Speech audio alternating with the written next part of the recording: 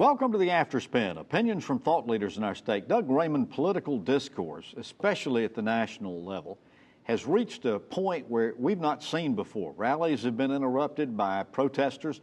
Candidates are blatantly calling each other names, and the focus has been on candidates, not the issue.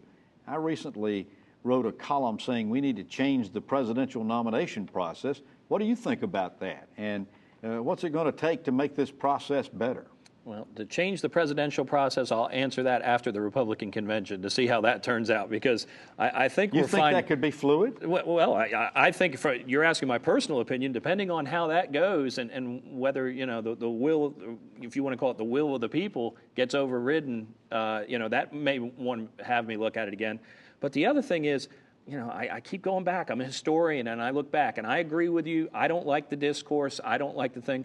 But I have a very vague memory. I was only 3 years old, but in 1968, at the Democratic Convention, in that 5-month period, you got to remember, just before there, we had the assassination of Martin Luther King, we had the assassination of Bobby Kennedy, we had riots in the street outside of the convention, and on TV during the convention, you had Gore Vidal and William F. Buckley using words that nobody on this candidate, and if you don't believe me, go on YouTube and it's on there. They were using words that nobody in these campaigns have used. So I do think that we need to clean it up. I hope we have evolved since then, but I wouldn't say that what we're watching is historically bad discourse. We've seen it before. I think we've devolved instead of evolved. Yeah, and I want to go in the other direction. Yeah. I agree with you. Well, thank you for watching the Afterspin. We'll have more video all during the week on ncspin.com.